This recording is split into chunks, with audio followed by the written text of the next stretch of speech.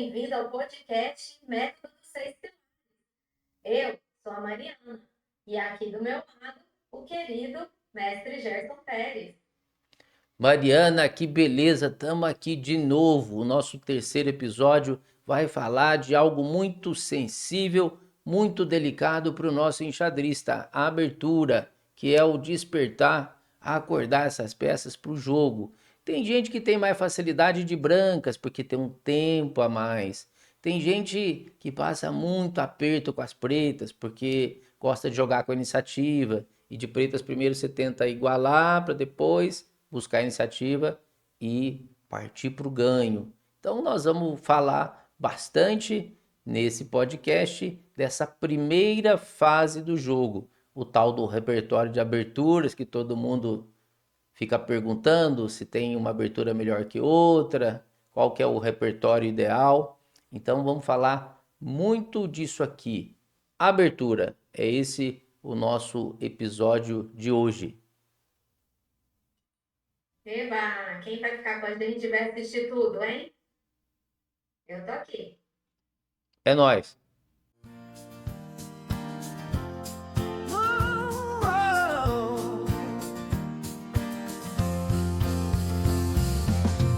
Estamos agora aqui para esse bloco de número 2 e nele... Ué, Mariana, o que nós vamos falar mesmo nesse bloco? Gerson, conta pra gente como é que a gente pode jogar bem uma abertura. Tá. Ó, existe meio que um mito que tem abertura melhor que outra, que você tem que ter um repertório muito... Imagina um leque. Ah, eu tenho que abrir muito esse leque, tem que ter muita coisa com as peças brancas, com as peças pretas. Não é isso. A primeira coisa que você tem que ter na sua cabeça para jogar bem uma partida nos 10, 12, 15 primeiros lances, que é essa fase da abertura, que é de colocar as peças em jogo, são conceitos, e eles são 4. Todas as aberturas têm essas 4 coisas. Então é como se fosse algo que unisse tudo que existe de xadrez nesse aspecto da primeira fase, a abertura. Primeiro, você é centrista no xadrez. É mesmo? É. O centro, aquelas 4 casas principais, é uma briga ferrenha por elas. Mas são só as 4? Não. O entorno delas, que são 12, é o grande centro. Mas tá vendo? Tudo é centro e seu entorno, grande centro. E tem inclusive as escolas de xadrez. As escolas de xadrez, elas fizeram esse ataque, essa busca pelo controle do centro de forma diferente. Por exemplo, a escola clássica do Philidor, meados do século XVIII, o centro clássico coloca 2 peões no centro. D4, E4, ou de pretas D5, E5. Então é um controle físico. Coloca os peõezinhos lá. Em 1886, Steins ganha o campeonato mundial. Tanto é que em 1889, onde ele escreve O Moderno Instrutor de Xadrez, ele coloca conceitos exatamente relacionados a centro.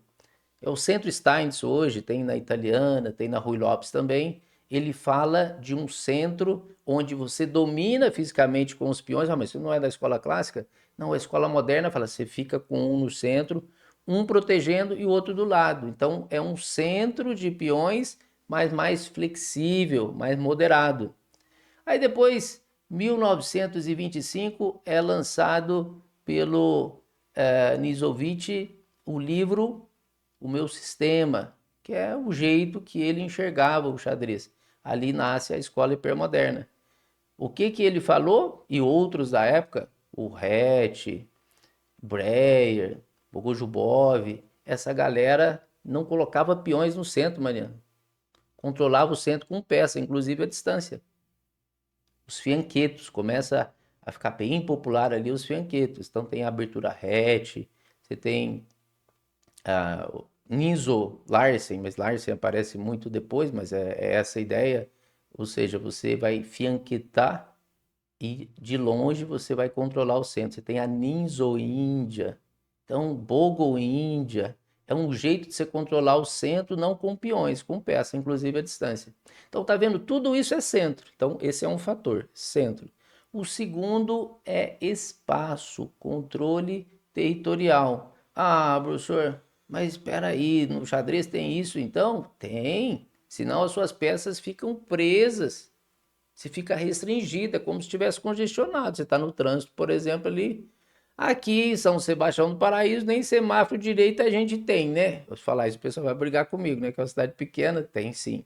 Mas em Cássia, uma cidade que eu morei 18 anos e aprendi o xadrez, que é 50 quilômetros aqui, não tem, Mariana, não tem semáforo lá. É assim, a pessoa vai passar ali numa esquina, vai passar de uma rua ali para outra e tal, aí um compadre fala pro outro assim: opa, é eu que vou passar agora. Aí passa uma carroça, depois passa outra carroça e tal. É brincadeira, lá tem carro também, mas não tem semáforo. Então, essas cidades pequenas, você não tem congestionamento. Então, é como se fosse no xadrez, onde as peças estão fluindo bem. E o que está congestionado na cidade grande, a cidade lá da Mariana Santos, provavelmente tem bons congestionamentos, especialmente de manhã, meio-dia ali, né? Horário de escola e de tardezinha. Então é como se fosse um espaço que você não tem mobilidade para suas forças. Então no xadrez, cuidado para não cair em posição restringida. Então esse segundo foi o espaço. Tivemos o centro, o espaço e o desenvolvimento das peças. Então o desenvolvimento é tirar de onde elas estão e colocar para jogar. Onde? No centro. Cuidado com o quê? Para não ficar sem espaço para essas peças, para ter mobilidade. E o quarto é tempo. Assim como na vida, a rapidez com que eu faço tudo isso conta, especialmente nas posições abertas. Então vamos lá. Centro e o espaço, vamos botar desenvolvimento antes para dar o CD de música, centro e desenvolvimento, e o espaço e o tempo. Então são as quatro coisas que, independentemente da abertura que você vai jogar, estou jogando uma siciliana, vai ter isso. Estou jogando um gambito do rei, vai ter isso. Estou jogando uma defesa índia do rei, vai ter. Então, em 1966 é criada a Chess Informate. A Chess Informate é uma empresa que criou os informadores e tal, e eles fizeram os ecos, catalogaram tudo que há de abertura. São 500 posições. Vai do A00 até o E99. Então, todas estas têm uma raiz em comum, tem um conceito, um fundamento, um princípio que se ajusta a todas. Centro, desenvolvimento, espaço e tempo. Beleza? Fácil esse? Fácil. A teoria é linda. Na hora lá. Por isso que tem força técnica é uma coisa, e senso prático, a fluidez de jogo é outra. Às vezes tá tudo aqui na cabeça, mas tem que passar pro tabuleiro. Nós vamos falar disso aqui ainda, Por sabia? isso que tem que ter um bom mestre para ensinar essas coisas. Ajuda, ajuda bem. Vamos então para o bloco 2, onde vai vir uma outra pergunta. De onde eu estou tirando essas perguntas? A Mariana está tirando essas perguntas. É que chega para a gente. No suporte do Clube Xadrez Online, chega um monte de perguntas. Como é que estuda estratégia? Como é que estuda a final? Análise e cálculo? Como é que estuda a abertura? Então, o podcast foi exatamente para isso. Ao invés de ir respondendo ali uma a uma e tal, tem uma forma agora de você, inclusive, fazer as perguntas. Você entra aí nos comentários e vai fazendo as perguntas. Nos próximos, né, a gente coloca na pauta para poder responder as suas perguntas. Vamos então para o nosso bloco de número 3, onde a Mariana vai mandar mais uma pergunta para a gente. Até já já.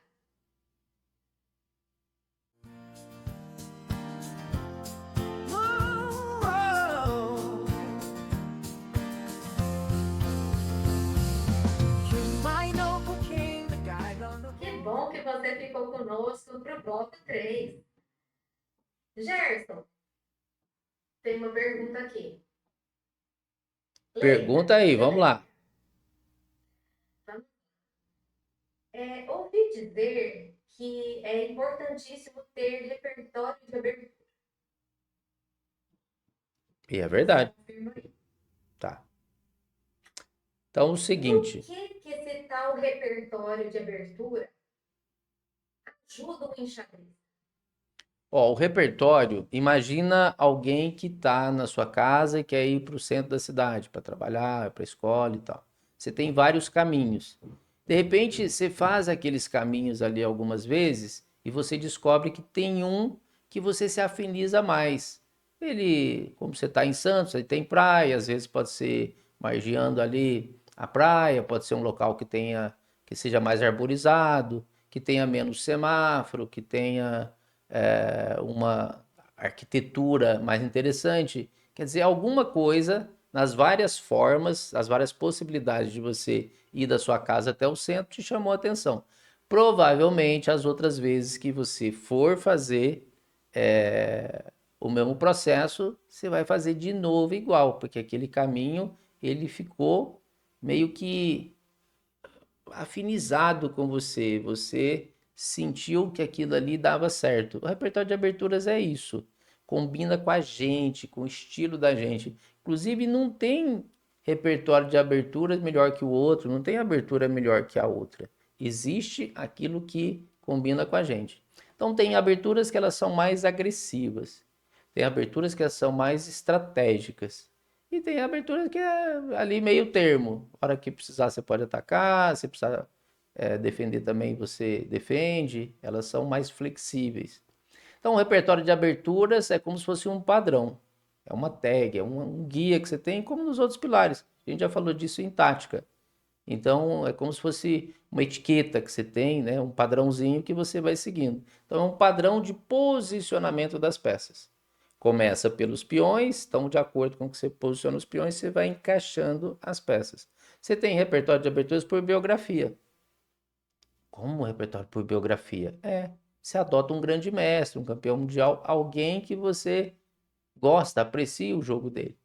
Então, provavelmente vai encaixar com o seu gosto, porque você se afiniza com aquele campeão mundial, aquele jogador forte, e aí ele é um guia para você.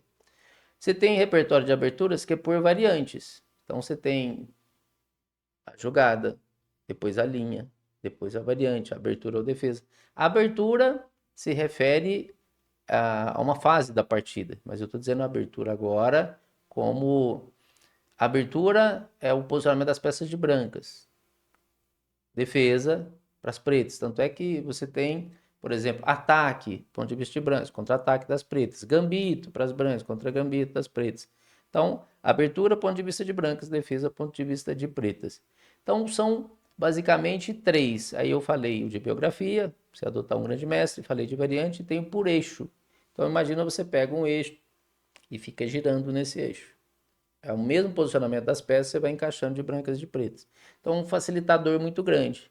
Boa parte das partidas que eu pego aqui dos alunos, especialmente os que chegam para o treinamento, tem que ajustar o repertório. A ideia, primeiro, é você não mudar o repertório. Você pega o que a pessoa já tem e aprofunda. Aquele repertório já tem os conceitos que a pessoa traz, as partidas que já jogou, já tem os modelos, já tem a testagem. Ele já validou de alguma forma aquilo que está jogando. Então é mais fácil você pegar o que ele tem, que ele já carrega algum conhecimento ali, e você aprofunda, melhora o que já tem. E quando não der certo, aí você vai cortando. Você usa lá a navalha de Ockham. O que é a navalha de Ockham? A navalha de Ockham é um monge lá da Idade Média, Guilherme, e Ockham é o povoado dele. E aí ele tinha uma teoria curiosa, que a gente passou a chamar de navalha de Ockham. Essa navalha você vai cortando tudo que é complicado e vai até a essência da coisa e deixa o mais simples. Com certeza, o mais simples e mais fácil vai ser o caminho mais adequado, vai ser a resposta melhor. Então, tudo que for mais difícil de você fazer, tudo que for mais chato de você fazer agora, não faz. Faz o que é mais simples, o que é mais tranquilo. Então é como se fosse do simples para o complicado. Você vai pegando algo que é mais denso agora, puxa, muito mais difícil. Não, faz aquilo que é mais leve e daqui a pouquinho você já está conseguindo fazer grandes proezas aí no tabuleiro. A abertura é assim. Usa aberturas que sejam mais tranquilas de você jogar, defesas que rapidamente se roque, coloca suas peças para jogar, que elas tenham harmonia entre elas. De repente, você já está buscando conhecimentos muito mais avançados. Beleza? Então, repertório é basicamente isso, um padrão de colocação de peça que é um facilitador para chegada no meio jogo. Agora eu entendi. Próximo bloco, vamos continuar nessa pegada boa aí de primeira fase do jogo, abertura. Vamos lá. É.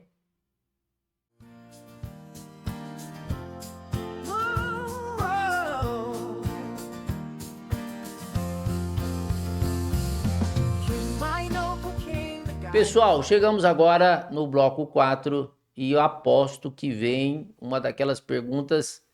Eu não vou dizer que é fácil de fazer, mas essas perguntas vivem chegando aqui. Mas para responder é difícil, hein? Mariana, que pergunta você tem agora que é relativamente fácil de fazer, mas não é tão fácil de responder? E é uma pergunta recorrente. Gerson, chega pra gente a seguinte pergunta.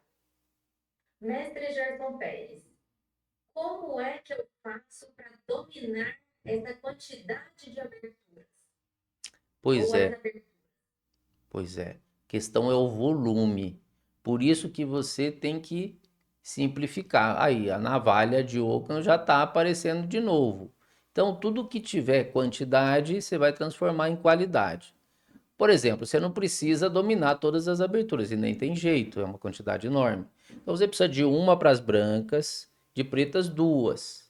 Uma contra o peão de rei e outra contra o peão da dama e afins. Ah, se o cara jogar um cavalo F3, uma rete, o que você estudou para o peão da dama, encaixa. Se o cara jogar uma inglesa, um C4, o que você estudou contra o D4, encaixa. Então são dois grupos das pretas e um do branco. Então basicamente você precisa de três. Nossa, já está ficando mais fácil esse negócio. E passa temporadas. Porque você tem que fazer o quê? Desenvolver a força técnica. Você tem que saber a teoria daquilo ali. Ótimo, vai gastar um tempo para isso. Depois você vai passar para onde? Para a fluidez de jogo, o senso prático. O que está na sua cabeça de teoria das aberturas tem que aparecer no tabuleiro em forma de performance, para você aumentar seu rating, para você bater jogador forte, para você conquistar título. Então não adianta ter só o conhecimento se não aparece no tabuleiro. Isso demanda tempo. Então você faz temporadas. Esse semestre ou esse ano, por exemplo, eu vou dominar três aberturas. Quando a gente fala abertura, é o conjunto delas, né? Que é uma abertura e duas defesas. Então é como se você fizesse um kit de aberturas e passasse uma temporada jogando aquilo ali. E depois você precisa jogar isso no lixo? Não. Agora você vai fazer o quê? Ampliar. Você vai ter um segundo kit de aberturas, por exemplo.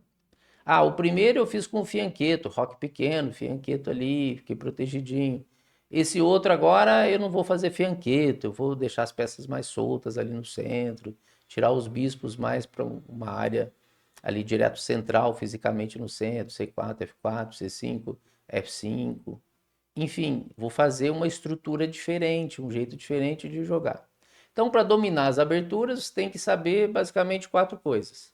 Primeiro, onde você posiciona os peões. Depois, bispo e cavalo. Depois, o, as peças pesadas, a dama e a torre. Aí, e o rei? É o quarto. Vai fazer rock pequeno, vai fazer rock grande. Inclusive, você pode até resumir e passar para três. Quando você for encaixar a torre, onde você for colocar a torre, provavelmente já vai ter que saber onde vai botar o rei. Então, basicamente isso. Entendido. Gerson, deixa eu tirar uma dúvida com você. Por acaso, alguma vez na vida, você desenvolveu um material sobre abertura? Onde o pessoal pode encontrar esse material? Como é que faz para ter acesso à ao seu compilado de tudo que você já estudou de xadrez sobre aberturas. Tá, olha só. Eu gravei mais de 5.000 videoaulas. Então, entre Hotmart, Maestros e também YouTube. E lá no YouTube tem muito material gratuito. Ah, professor, mas ele está muito espalhado e tal. Tem muita coisa legal lá. Tem vídeos grandes, tem vídeos médios, tem vídeos pequenos e tal. Mas tem um treinamento na Hotmart que você vai investir muito pouco e tem mais de 60 entre aberturas e defesas para você montar o seu repertório. 60? 60 videoaulas. E, Mariana, já tem os conceitos, porque são vídeos curtinhos, de 8 minutos, tem a essência da coisa. Então fica fácil de você absorver, não vai demandar muito tempo. E, eu quero aprofundar mais, tem o material de apoio. Nesse material de apoio, você tem as partidas de modelo. De quem? Dos especialistas, daqueles caras bons mesmo para jogar a sua siciliana, para jogar o seu gambito da dama, para jogar a sua defesa índia da dama, para jogar, por exemplo, a sua Grunfeld, jogar a sua catalã, tá tudo lá. Então, já está prontinho a videoaula mais o material de apoio. Alguém, uma alma, digamos, generosa aí, se debruçou sobre esse negócio de abertura, repertório e fez um troço fácil para você. Então, alguém, estão dizendo que é um professor aí mineiro que fez isso. Alguém, isso que você está querendo fazer, que dá um trabalhão danado de pesquisar, pesquisar, pesquisar, não precisa. Alguém já fez e colocou isso à sua disposição. Mas que coisa boa. Já sei o que você vai falar. Toda vez você fala isso. E tem desconto? E tem desconto? Aposto que vai vir essa pergunta. Lógico. Eu quero saber o que é que o pessoal de casa vai ganhar com esse negócio dessa videoaula, essas mais de 60 aulas prontas, material de apoio. Não é só isso que eles vão levar. Já sei. Você vai. Um descontinho pra casa. O desconto ainda vai pedir aquele vídeo para aumentar o rate, né? Eu sei, ainda tem que dar o bônus, né? O professor vai lá, fez um negócio, passou aí vários fins de semana, várias madrugadas. Eu sei, ainda tá pedindo o desconto e o bônus, mas tá bom. Dizem que esse professor é bonzinho, que dói. E aí, vamos fazer isso. 15%, beleza? Joia. Depois a gente deixa o cupom. Não chora não, tá bom. Não, que assim, o desconto eu vim aqui por amor ao público. Porque não precisa de desconto, é muito mais barato do que uma pizza do interior. Com certeza. Muito mais barato. Então, veja só, você vai ter os seus vídeos, mais o material de apoio, com 15% de desconto e nós vamos colocar lá ainda uma videoaula de 75 minutos de como aumentar o seu rating no Blitz, no Rápido e também no Pensado. Serve para xadrez presencial, serve também para xadrez online, essa videoaula de bônus, tá? Para os dois modos. E qualquer abertura, não todas, né? Porque ali tem um limite, são 60 vídeos, mas cobre, né, praticamente o que se joga mais. Ó, quando eu fiz o livro Espírito da Abertura, com meu grande mentor, o Joel Borges, nós colocamos 30 aberturas lá. Agora, nesse treinamento, são exatamente 66, né? A gente fala mais de 60, mas a ideia é dividido, básico, intermediário e avançado. Bem tranquilo de você estudar. Mariana, agora nós vamos para o tabuleiro no próximo bloco. Nós vamos abrir um tabuleiro e vamos fazer um resumão aí disso tudo que a gente tratou com o pessoal, conceito, repertório. E aí você vai poder também fazer umas perguntas enquanto eu estiver passando lá as pecinhas, tá bom? Tá bom, combinado. Até já.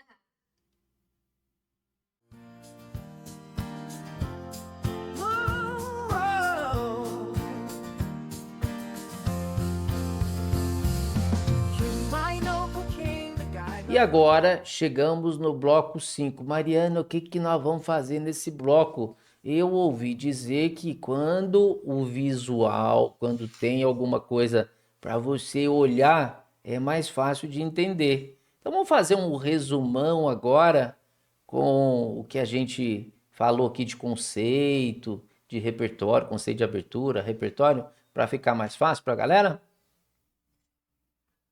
Vamos, mas você mostra pra gente a questão do centro, do espaço, do desenvolvimento, do tempo. Isso, vamos começar por aí então, que são os conceitos. Eu não tenho repertório nenhum. O que que eu tenho que respeitar, professor? Centro, desenvolvimento, espaço e tempo. Centro, espaço, né, desenvolvimento e tempo. Enfim, esses quatro. O que que é o domínio de centro? Centro são essas quatro casas aqui. A Mariana é uma pessoa muito, mas muito famosa. Em sendo uma pessoa muito famosa, vamos fazer de conta que o espaço onde ela trabalha é onde eu coloquei esses quatro círculos aí, em quatro quadradinhos, então isso é o centro. Essa região é a região mais nobre do tabuleiro. Então vamos imaginar que é a sala da Mariana. Então, para chegar na sala da Mariana é difícil, né? Tem muita gente querendo chegar lá. Então, às vezes você não consegue de início ficar onde eu destaquei o verdinho. Então, você vai para o vermelhinho. Mariana, você vê aqui marrom ou vermelho? Porque cada aluno vê de um jeito. Vermelhinho. Vermelho. Então, vou falar vermelho. Pronto, vermelho. Então, agora você tem o grande centro. Sabe quando você tem uma médica ou quando tem lá um dentista, advogado, você fica na antessala, você fica na sala de espera para poder entrar lá no escritório dele, consultório dele, dela. Então, é isso. Quem não consegue chegar no verdinho fica no vermelhinho. E às vezes, quando é uma pessoa muito famosa como a Mariana, nem tem jeito de ficar ali. Onde eu vou mostrar agora? Mariana, você vê isso aqui, laranjinha ou amarelo? Cada aluninho aqui vê de um jeito. Opa. Sem óculos, é um amarelo gema. Então, amarelo, pronto. Nesse amarelinho, você tem as pessoas esperando a Mariana lá no estacionamento, cheio de gente esperando para falar com ela. Então, é como se tivesse três ambientes. O ambiente mais nobre, onde a Mariana está, nesse verdinho, é o centro do tabuleiro. Depois você tem o vermelhinho, que é o grande centro.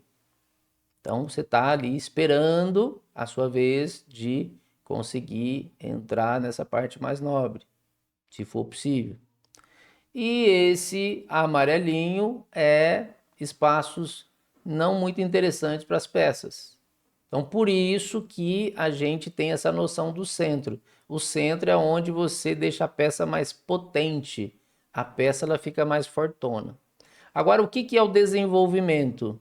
Imagina esse cavalinho aqui, brinco muito com as crianças com isso. O cavalinho ele está dormindo, inclusive eu finjo que o cavalinho está até dormindo, roncando. O cavalinho está lá. E aí nós temos que acordar ele, despertar. Então, quando você vê esse cavalinho vindo aqui, esse cavalinho vindo de cá, esses dois peões vindo aqui para a área central, tudo isso tem esse viés central, ó, tá vendo?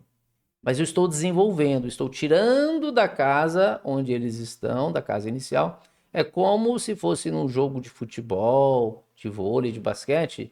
A pessoa está no banco e você coloca ela em quadra, coloca em campo, senão não joga. Então, o desenvolvimento, ó, faço o rock, porque aí dá jogo para torre, protege o rei, dou um passinho para frente com a dama, trago as torres.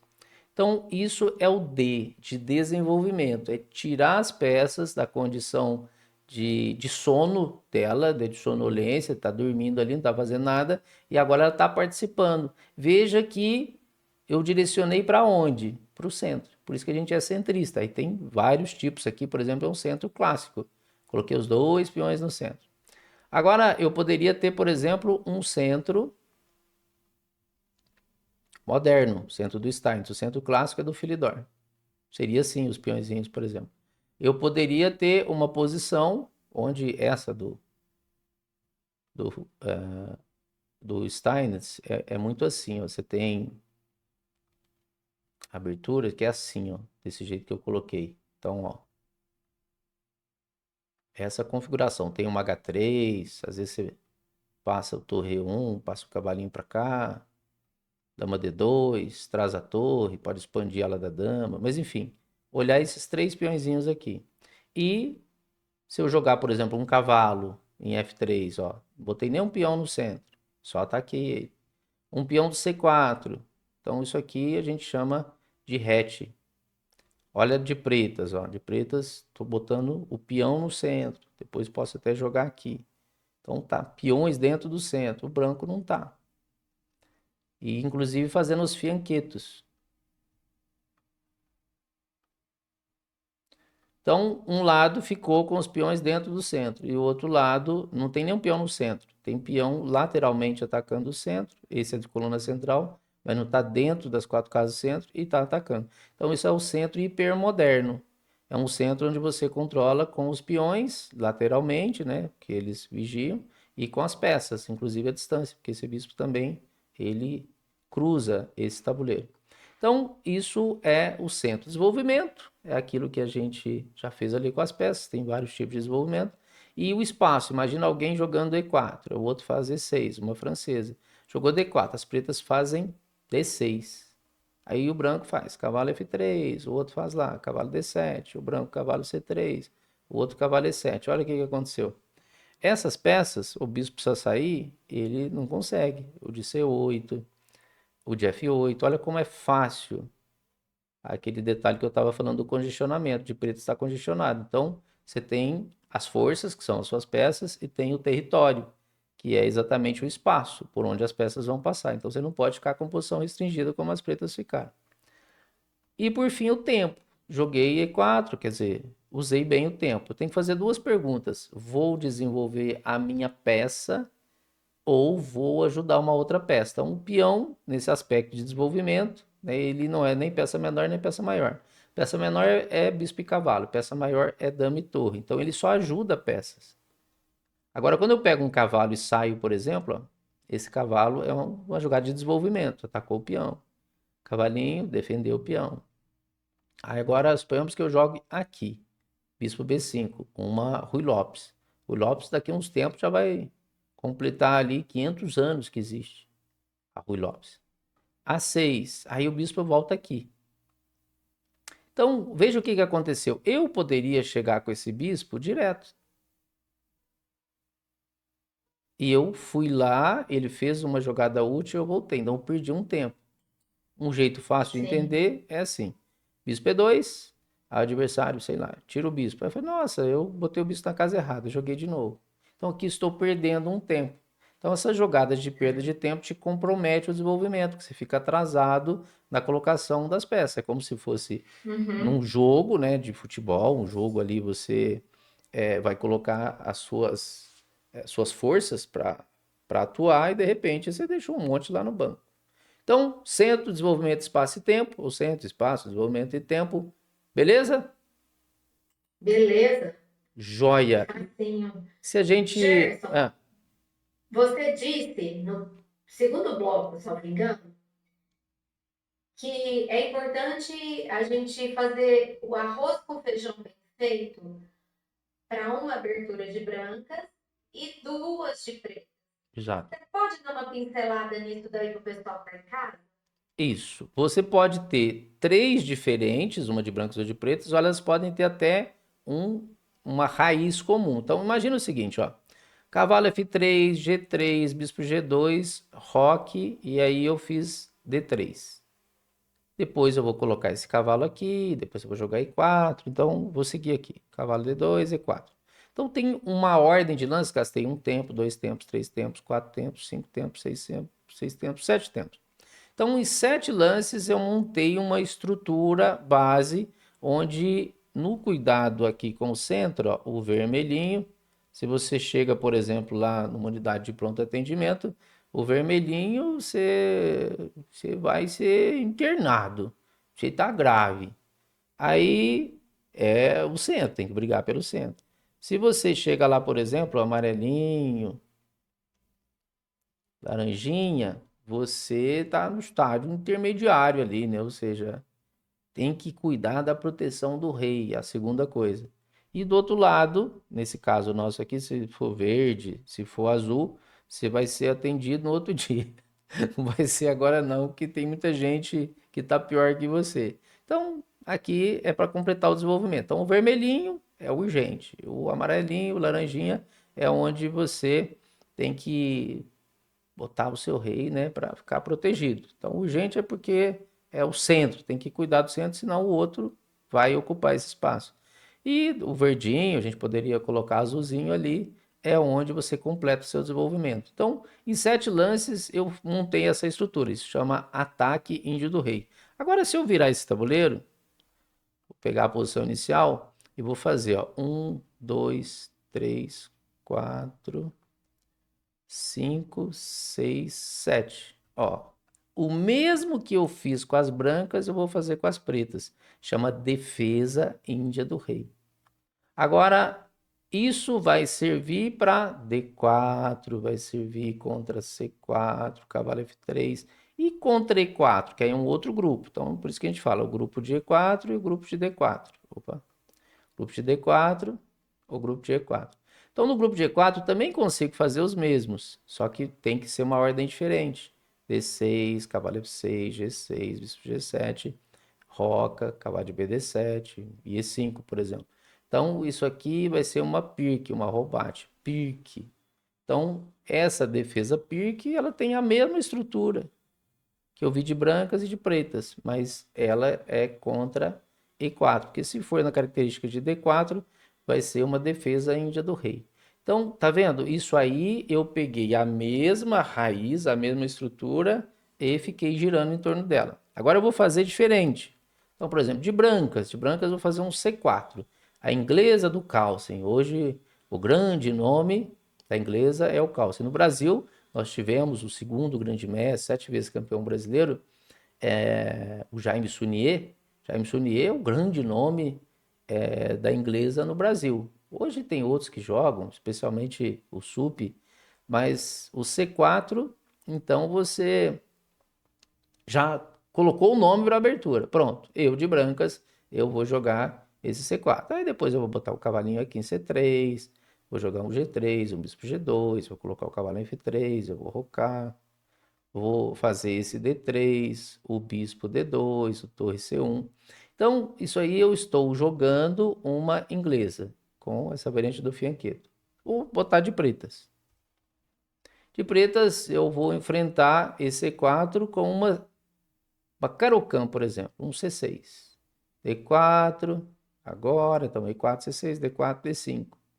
Aí ele faz um cavalo C3. Aí eu vou tomar de cavalo. Aí eu vou jogar, por exemplo, bispo F5, tiro o cavalo, ataca meu bispo. Então, contra o peão de rei, eu decidi enfrentar com uma Caro-Kann, que não tem semelhança nenhuma com o que eu fiz de brancas. Mas toda vez que alguém jogar o peão de rei, eu vou buscar posições parecidas a essa aí. É claro que tem coisa que o branco que pode decidir. Por exemplo, E4, C6, D4, D5. Se o branco jogar E5, aí nessa variante, por exemplo, aqui, que é a variante do avanço, tem o jeito que eu vou jogar, ou C5, ou bispo F5. Por isso que vai gerando um emaranhado gigante ali. Então, ele pode tomar a variante das trocas, ele pode defender, como aquele que a gente viu. Mas é sempre E4, C6. Quando eu jogar C6, vai ser a Caro-Kann. Para D4, eu posso escolher, por exemplo, jogar um cavalo F6, que não é nada ainda. De repente, ele joga um C4. Eu joguei o E6, não tem nome ainda, não é nada ainda. De repente, ele faz um cavalo C3. Eu estou jogando agora uma. Ó, isso aqui, inclusive, eu cheguei a falar. É do Ninzovic, é uma Ninzo-Índia. Então, um jeito de atacar o centro com peças. Não coloquei nenhum dentro do centro, de pretas. Vou controlar esse centro com peças. Ah, mas e se ele não jogar o cavalo? Se jogar o cavalo, cavalo C3, jogar de cá.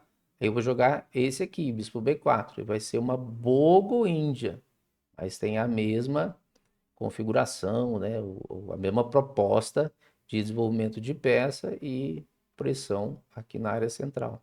Então, basicamente, é isso, Mariana, que a gente tem de repertório, porque isso aí estou falando de repertório, e de início nós comentamos sobre os conceitos, os princípios que regem os primeiros lances. Perfeito? Ótimo. Vamos para Perfeito. aquele bloco, né, que o professor é botado ali no canto do ringue e judiam muito dele, batem muito nele. Que bloco que é esse mesmo? É o É o papo de papo de tabuleiro, né, tabuleiro. Gerson? Chove pergunta difícil e tem que responder É, rápido. Ainda bem, né, que aqui em Minas a gente não tem pressa para nada, né? E aí, gente, a gente né? não tem pressa para nada mesmo. Vocês sabiam que esse podcast, o formato dele é para meia hora? Nós pensamos em ir para meia hora. Aí, né, já teve ali quase 1h30, 1h15. Quem sabe esse vai ficar em 1 hora, um dia 45, um dia 30. Quem sabe um dia a gente chega em meia hora. Então a Mariana fala assim: Difícil. resuma, ó, responda diretamente. Aí eu gasto meia hora para cada, ainda bem que eu dou um jeitinho aqui. Então vamos para o último É que a bloco. prosa é boa. A prosa é boa, é papo de tabuleiro, uai. Papo de tabuleiro. Vamos lá.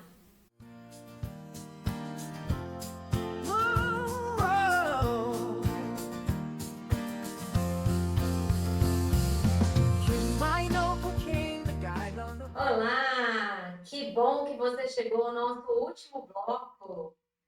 Confesso, é o bloco que eu mais gosto.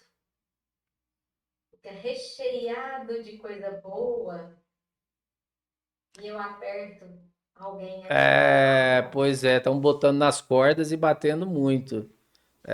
E pelo menos aconteceu isso lá no episódio 1 e 2. Vamos ver se nesse 3 se repete. Mas eu tô aqui me esquivando bem, né? É isso. Gerson, papo de tabuleiro mesmo. Tá. Mas não é de standard, não. Não. Blitz. Blitz. Ai, Jesus. Ó, é o meu Essa já menor foi rate, hein? Ó, 2,247 de clássico é o máximo que eu já tive. 2,248 de rápido é o máximo que eu disse na FIDE. Tanto é que 247, quando eu pedi o título de mestre nacional, poderia pedir o de candidato a mestre. E o meu Blitz eu nunca passei de 2,200, então saiba que não é minha especialidade. Não é minha especialidade o Blitz, tá? Não vou Eu conseguir sei que você está responder muito falando rápido, não. Vamos lá. Vamos lá. Gerson, qual é a melhor abertura para confundir logo de cara? Bom, a abertura é melhor para você confundir logo de cara, joga uns trem diferentes aí, né? Tem um youtuber famoso aí que se consagrou com o G4, né? Acho que começou como uma brincadeira e aquilo foi ficando sério. Então, o G4, o Grob. Então, tem o nosso maior youtuber do xadrez brasileiro, o Grob, o G4, deve confundir a galera. Faz do outro lado também um B4, uma orangotango, uma polonesa. E aí é uns trem diferente. Para confundir o adversário, uma coisa que você pode adotar, agora falando de forma mais direta, objetiva, faz transposição. Então, ameaça jogar uma coisa, aí depois você vira aquilo, você joga uma outra coisa. Por exemplo, começou com uma hatch, de repente você vai passar para uma inglesa, de repente você vai passar para uma catalã. Então isso vai dificultando o adversário de encontrar talvez os caminhos mais fáceis. Agora, para fazer isso, tem que ter um conhecimento mais amplo, né? Você tem que ter, se vai exigir muito do outro lado, vai exigir bastante de você. Então, as transposições é algo que você pode driblar o seu adversário. Entendi. E o que você sugere? Desenvolver os cavalos ou empurrar os peões primeiro? Ó, aí depende se vai ser clássico, se vai ser moderno ou hipermoderno. Então, por exemplo, nas clássicas, até o xadrez ali moderno, centro clássico, você tem uma briga direta pelo centro com os peões. Então, primeiro os peões. Aí as peças vão ali atrás, né? Eles servem como tem uma espécie de escudo. Quando é hipermoderno, aí você já tem que jogar as peças para controlar esse centro. Então, os peõezinhos às vezes ficam até para trás. Então, depende o que você está jogando. Agora, é mais comum o centro de controle físico dos peões, moderno ou clássico. Então, é mais comum você mandar os peões para frente. Primeiro os peões. Rock cedo ou só quando apertar? O rock, você tem ele pequeno, mais comum. Você tem ele grande. E você tem, inclusive, partidas que nem rock tem. O centro está muito fechado, difícil do cara chegar até seu rei, mesmo ele estando ali na casa inicial, nas colunas centrais. Você tem posição que já rocou o adversário, mas você fica ali esperando, né, o momento, você vai rocar grande ou pequeno, dependendo de como ele vai desenvolver. Às vezes ele nem rocou, você espera para ver o lado. Por exemplo, eu quero dar agressividade. Quero dar agressividade ao jogo, se ele roca pequeno, eu roco grande. Então vai ser o ataque à baioneta lá dos opostos. Se ele roca grande, eu roco pequeno. Então eu fico meio que esperando o lado. Agora, tem momento que você tem que ter urgência de rock. Por exemplo, as posições que são mais abertas, partidas mais clássicas, tem que rocar logo, senão você não consegue rocar, porque o jogo abre e o seu rei está ali exposto. Então é uma tendência fazer o rock pequeno e cedo. Tanto é que é uma das regras que tem no xadrez básico. Faça o rock o mais cedo possível, de preferência o rock com o lado menor, né? A torre ali, o rock pequeno. Gerson, agora pensando nas crianças, ou nem tanto, tem adultos também ousados. Vale sacrificar material logo na abertura, nas primeiras fases dela? É o gambito. Então, tá lá pegando de novo o conceito de xadrez básico, sem ter que fazer cálculo nenhum. Tem quatro coisas que você seguia para poder sacrificar material na abertura. Então, o gambito é o sacrifício de um peão, mais raramente de uma peça, para conseguir uma dessas quatro coisas. Acelerar o desenvolvimento das peças. Então, você cede um peão e se desenvolve mais rapidamente. Enquanto ele está tomando material, tempo, né, de um lado, material do outro. Você está cedendo material, mas está ganhando tempo. Então, isso é o que vai te dar a condição de desenvolver rápido. A segunda coisa é construir um forte ataque. Então, você sacrifica peão para colocar as peças ali em posição mais de agressividade em relação ao seu adversário. A terceira é quando você desvia uma peça do outro, especialmente a dama.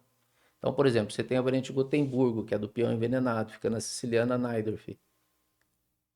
A dama vai correr atrás de um peão lateral e vai ficar muito tempo fora de jogo.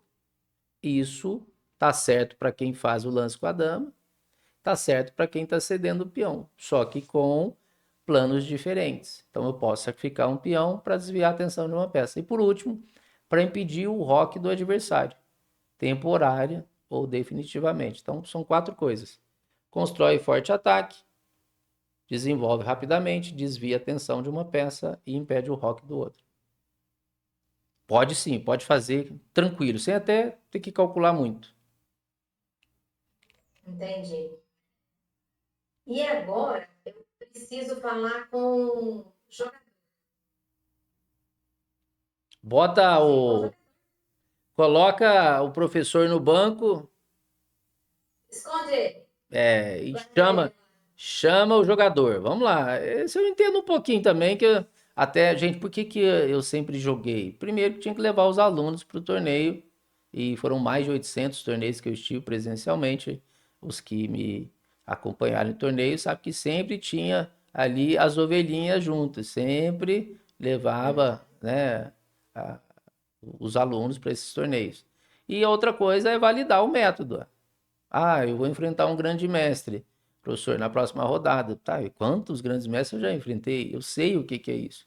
Então, na hora de dar uma resposta mais assertiva, eu sei o que que o aluno está sentindo, porque eu já sentei de frente a vários grandes mestres e sei como que é isso.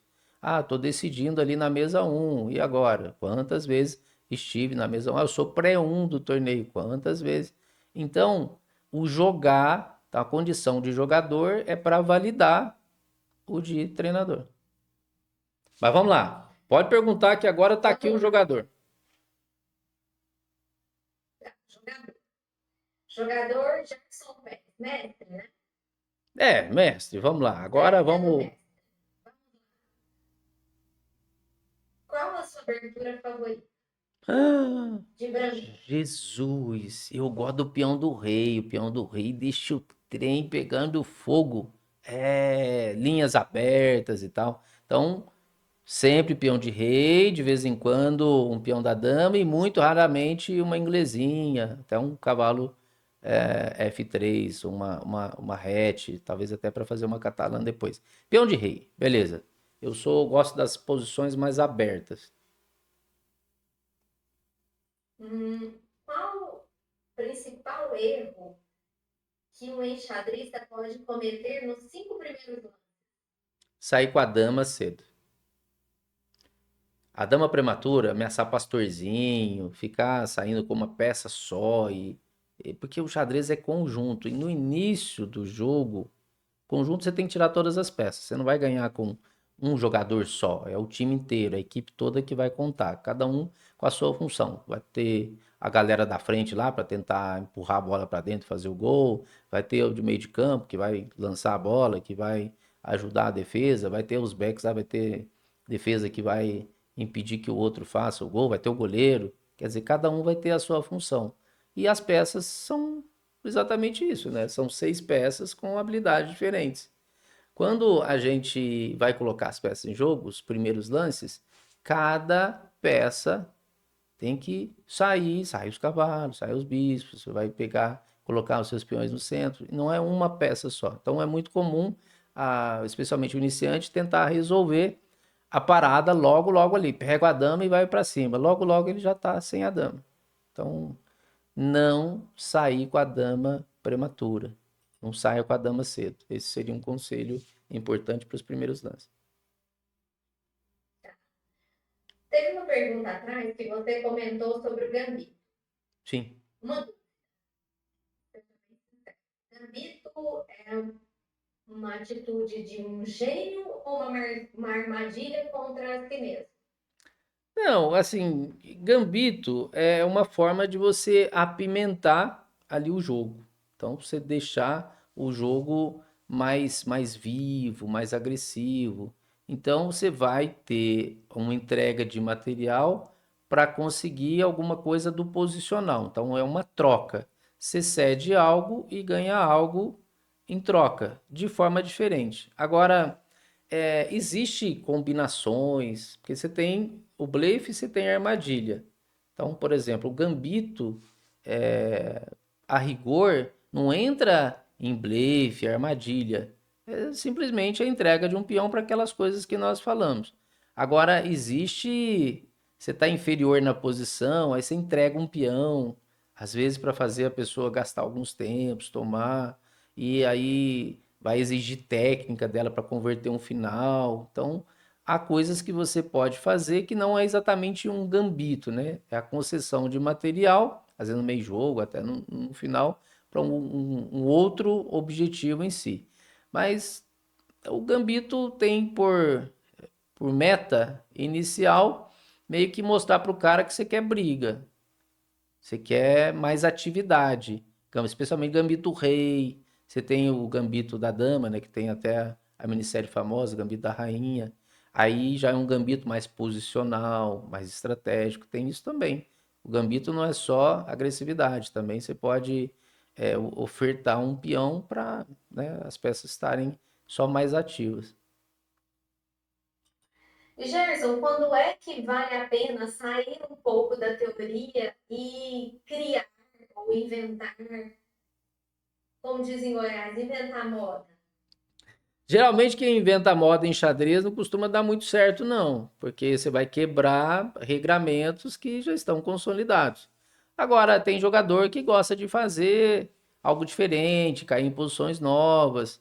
Tem até estudos que ele faz lá junto ao Stockfish, vai buscar banco de dados, ver o que que não é tão jogado, mas que é igual, por exemplo, chances iguais. Então, isso é muito válido, você cair em posições que não estão tão na moda. Só que o que que acontece com isso? Quando você vai buscar o diferente, o processo de testagem provavelmente vai estar menor que uma outra coisa que está consolidada. Imagina o trânsito. Ah, você tem grandes avenidas. A ideia é que aquilo é para ter um fluxo, fluir mais fácil o trânsito. Ah, vou pegar algumas ruínas alternativas para fugir desse trânsito mais pesado. Às vezes você tem que fazer tanta manobra, tem que fazer tanta coisa que o trem nem compensa, né? Então, ao montar o seu repertório de aberturas, eu recomendo muitos alunos conhecer aquelas que são as maiores, as clássicas, porque aquilo lá já foi muito testado, tem centenas de anos que está sendo utilizado. Você tem grandes expoentes. Ah, eu gosto de um negócio diferente. O negócio diferente você vai usar menos vezes, toda hora você vai ter que ir mudando. Então, você especular em posição, jogando algo menos usual. O Dvoretsky conta isso, né? Foi o maior treinador de todos os tempos. Ele conta isso que quando o adversário sai da teoria, aí fica mais fácil para o jogador mais forte, porque ele já compreende melhor as posições. Ele já calcula melhor, ele avalia melhor. Então, quando joga um negócio diferente, parece que fica até mais fácil. Quando você está disputando teoria, teoria mais pesada, muitas vezes não é a Mariana fazendo o lance, é a Judith Polgar. Ou seja, você pegou uma partida dela, está seguindo modelos, né? Não decorando aquilo, mas entendendo posições que ela jogou, e você tem um padrão para seguir que não é você que está fazendo aquilo, não é da sua cabeça. Você está seguindo preceitos de alguém. Alguém jogou aquilo ali, consolidou aquilo ali. Então é mais fácil quando você tem os padrões, o guia.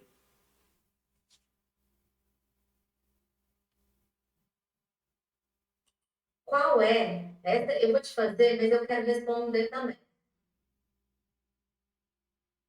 Ousada. Vamos lá. Eita! Qual é a melhor dica para não se perder na abertura? Ó, bom senso. Como é que é aquele negócio? Cautela e caldo de galinha não deve fazer mal para ninguém, né? Então, o bom senso. Então, por exemplo, está uma posição que você tem a opção de desenvolver uma peça e a posição que você pode tomar um peão do outro. Vai atrasar o roque, vai expor a peça. Então, bom senso. Se você seguir. Ninguém é punido porque fez o certo.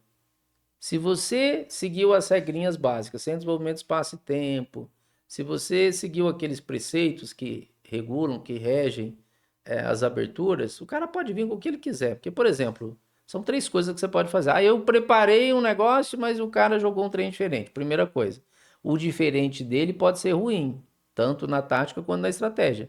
Quem sabe você pode explorar. Ah, ele deu material, ele deixou uma casa fraca, tática ou estratégia. Então, a primeira coisa é tentar explorar. Foi diferente, você não conhece. Segundo, às vezes dá para fazer o mesmo lance, não deu para explorar. Então, você vai para, nesse checklist, a segunda opção. Você vai fazer o quê? Tentar uma jogada que seria a mesma que você faria na sequência normal que você tinha estudado. Às vezes encaixa. Então, deu para explorar? Não deu. Faça o normal. E se não der para explorar, nem fazer o normal. Terceira opção. Na terceira opção, o que que vai ser? Terceira opção vai ser segurança. Essa hora não é hora de você estufar o peito e ir lá enfrentar o adversário, sacrificar e fazer umas coisas diferentes, ousar. Você não conhece a posição, é novo. Então, faça jogadas de segurança, que deixa as peças mais coordenadas. E com isso você tem a possibilidade depois de cair em posições mais jogáveis, mais tranquilas. Depois você vai pesquisar ali com o seu treinador, você vai consultar uma base de, de partidas e vai buscar modelos. Então, sempre é útil o estudo e buscar posições assim mais conhecidas, ter bom senso com os princípios do xadrez, né, os regramentos. Perfeito, mas eu quero responder também. Responda, vamos lá. Qual é a melhor dica para não se perder na abertura? Qual é? Corre, clica aqui no link aqui embaixo e já adquire agora o pilar 1 da abertura do método dos 6 pilares. Lá tem um material excelente que você vai mudar o seu jogo. Gente, eu tinha esquecido esse, ó. Que tem 15% de desconto. Eu tinha esquecido essa opção, ainda bem que você lembrou. É a melhor opção, inclusive. É, ué. É, porque você me fez a pergunta, eu fui para a parte técnica, mas esqueci essa opção. Essa opção tá boa. Estuda lá pelo método 6 pilares que a vida vai ficar fácil. Inclusive, o que eu tô contando aqui para você, eu coloquei lá, né? Porque isso de respeitar os princípios, de você trabalhar com fundamentos, é exatamente o forte desse material que eu construí. Você tomar decisões baseado em ideias e não ter que decorar nada, ter que sofrer ali para entender as posições. Jogar simples e fácil. Encerramos? Sim. Encerramos, Jefferson? Beleza, fechou. E aí, logo, logo você aguarda aqui, nós vamos ter episódio 4, mais um pilar do nosso método. Como é que é o mantra? Rumo ao topo? É isso? Rumo ao topo, sempre. Sempre. O método dos 6 pilares. É nóis. Valeu, valeu, Mariana. Valeu, pessoal. Até o próximo episódio. Tchauzinho.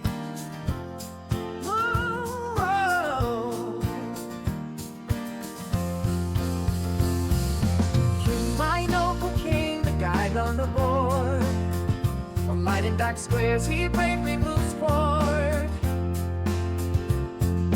Queen, my strong and fearless queen, with her move she makes the opponent keen. In chess you are the powerful bond of the scene. The rooks in the corner, knights ready to leap, bishops on the diagonals, pawns pushing deep.